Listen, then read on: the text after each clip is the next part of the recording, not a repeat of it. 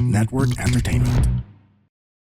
Sino sa inyo medyo kapos ang iyong kinikita? This is what I've discovered. May mga tao na nababroke at nauubusan ng pera hindi dahil kulang ang kita, pero yun nga, they're broke because their emotions control their money. Pag-stress, gastos. Pag-stress, kain. Pag-stress, labas. Pag-stress, ang tanong, pag ikaw nai-stress, anong ginagawa mo? So today's episode, we're gonna talk about on how we can really understand why our feelings can make you broke. Hi, I'm Chinkitan and you're listening to Chink Positive Podcast, where I aim to equip you to become wealthy and debt-free, teaching you on how to save, budget, get out of debt, and invest. Let's get into the episode. Hi there, this is Chinkitan, your pambansang wealth coach. Welcome back to Chink Positive Podcast. Today, let's have a real talk. Real conversation tayo. This is not your usual motivational, hindi to yung fake positivity or sinasabi natin na iisipin lang natin mangyayari yun. I want this episode to feel like a coaching session.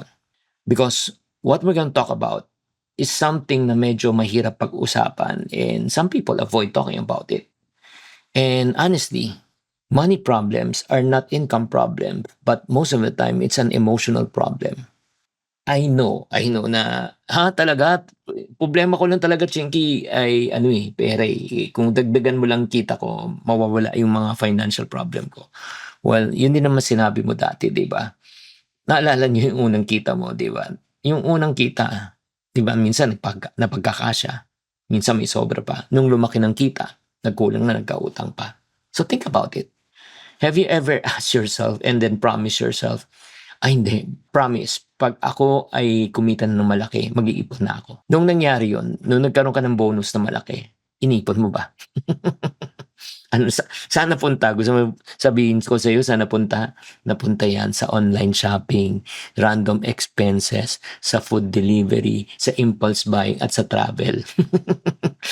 Tapos sasabihin mo, I deserve ko naman to, I work hard. Well, rewarding yourself is not bad, but when every time when you feel na you deserve to be rewarded, every day naman yun eh, di ba?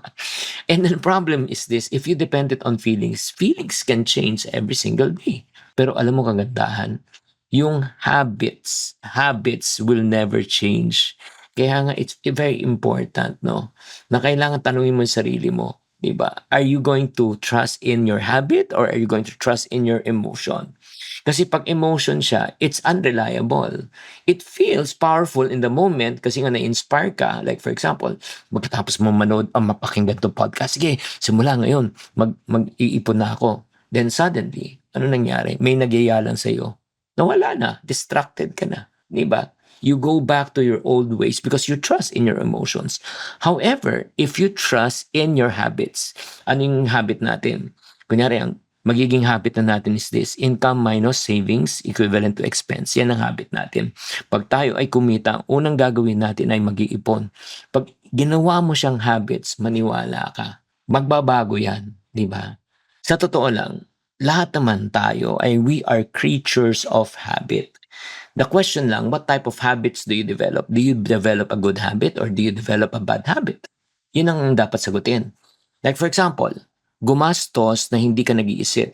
Is that good or bad? Come on, talk to me. Chances are it's bad. Pero nag-iisip, nagpaplano, nag-iipon bago gumastos. That's what you call a good habit. The question that you need to answer right now is this. What type of habit are you developing?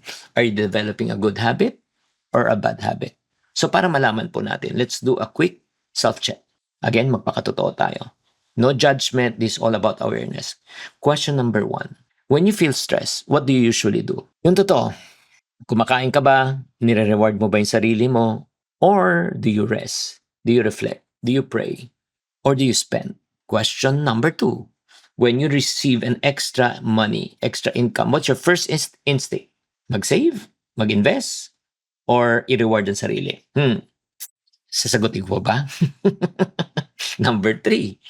How many purchases that you made this month by emotional spending? Sige nga, check mo nga yung online app mo, check mo nga Shopee mo, TikTok Shop, tignan nga natin at i-compute natin kung magkano nabili mo. Diba? Siguro kailangan natin talaga tanungin sarili natin. Ito lang by asking these 3 questions, malalaman mo na talaga kung ano talagang katotohanan. Because financial discipline is not tested when money is flowing. It is tested when it dries up. Pag wala nang pumapasok, doon mo talaga malalaman kung totoo o hindi. Kung tama o hindi ginagawa mo. So, para sa akin, I just want to encourage you. Do you want really to develop the habit? Gusto mo ba talaga magkaroon ng discipline? Hindi lang inspiration and motivation and emotion.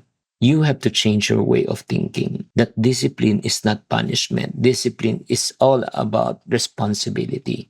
It's telling yourself, I care enough for my future. That's the reason why I'm making my sacrifices today. As I end this podcast, i-real talk kita, kapatid. Most financial problems don't happen overnight. They happen slowly.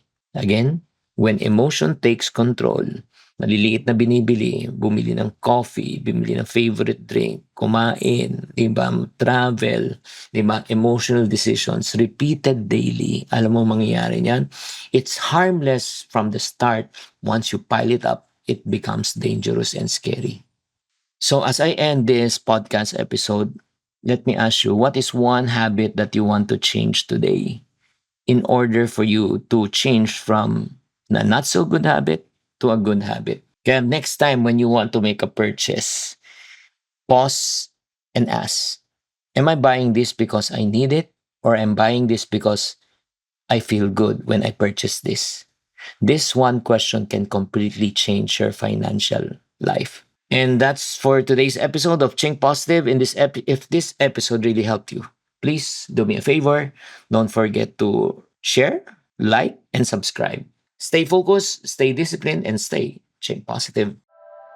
The opinions of podcast creators, hosts, and guests are not necessarily reflective of the official stance of the Pod Network Entertainment, its hosts, or other network programs. The content created by the people behind the podcast is personal and not meant to harm any religion, ethnicity, group, organization, company, or individual.